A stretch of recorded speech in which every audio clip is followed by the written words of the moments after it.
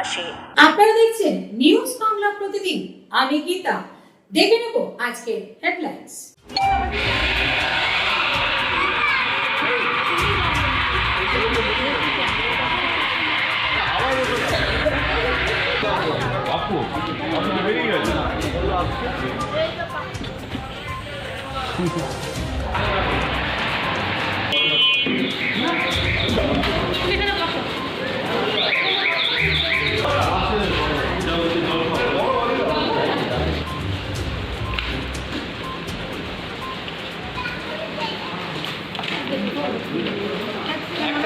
রক্তদান শিবির ও বক্তদান শিবির আয়োজন করা হয়েছিল, সেই অনুষ্ঠান এখন চলছে এবং সেই অনুষ্ঠানে এখন উপস্থিত হয়েছেন আমাদের 28 নম্বর ওয়ার্ডের প্রাক্তন কাউন্সিলর সুব্রত ঘোষ মহাশয়। এখানে উনি এসেছেন এবং আমাদের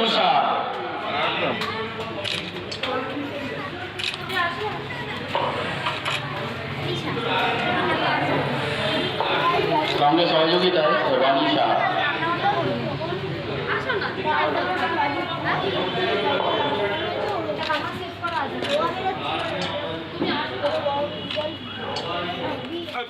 কল্যাণ সমিতির উদ্যোগে এবারে প্রথমবার এই কমিটির সদস্য এবং সদস্যরা মিলে স্বেচ্ছায় রক্তদান শিবির আয়োজন করেছে। এখানে উপস্থিত ছিলেন আমাদের বিধায়ক, সকলের প্রিয় মানুষ অরিন্দম ভুইট, শ্রীরামপুর পৌরসভার পৌরপ্রধান গিরিধারী সাহা, সিআইসি মেম্বার গৌরমোহন দে, এই ওয়ার্ডের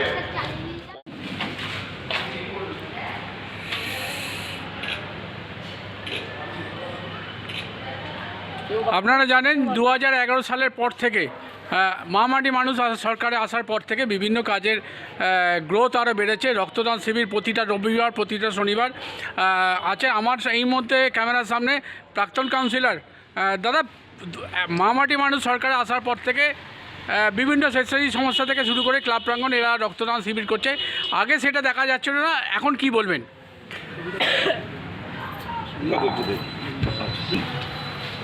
আমাদের মাননীয় মুখ্যমন্ত্রী যেভাবে স্বেচ্ছায় রক্তদান শিবিরের যে প্রস্তুতি নিয়ে চলেছে, আগে আমরা গভীর রক্ত সংকটে ভুগতাম, কিন্তু আমাদের মাননীয় মুখ্যমন্ত্রী 2011 সাল আসার পর আমাদের মোটামুটি জুলাই মাস পর্যন্ত গরমের মধ্যেও প্রত্যেকটা ওয়ার্ডে বলুন আমাদের রক্তদান শিবির চলে।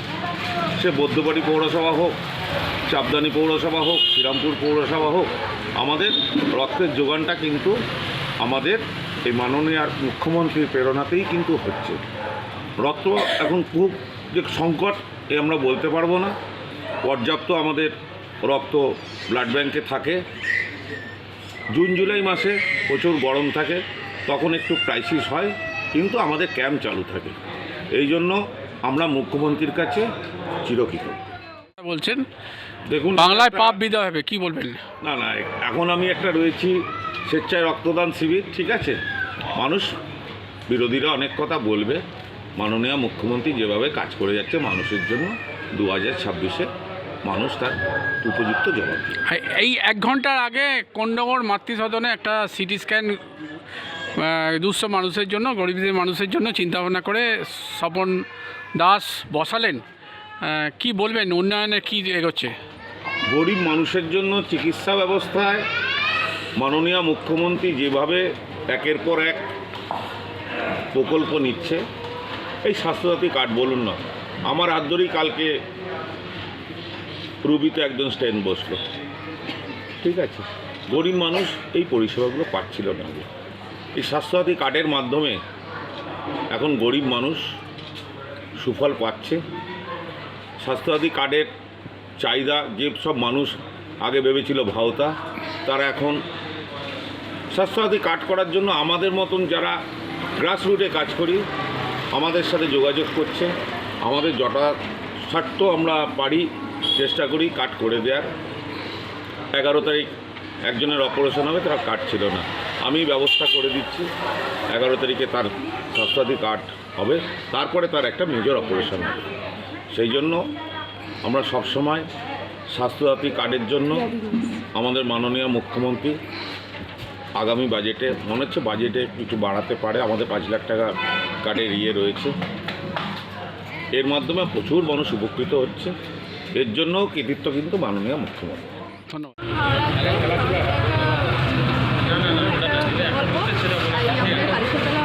মন্দির কল্যাণ সমিতি এটাতে আয়োজন করে তার জন্য অনেক প্রাউড। প্রতি বছর এই জিনিসটা চলে যাবে তো? হ্যাঁ, একদম চেষ্টা করবো যাতে মানুষকে আমরা এভাবেই মানুষের পাশে দাঁড়াতে পারি। আজকে কতজন রক্ত দিল? আজকে এখনো পর্যন্ত 16 জন রক্তদান করেছে। এখনো পর্যন্ত এখনো চলছে, 35 জন হবে।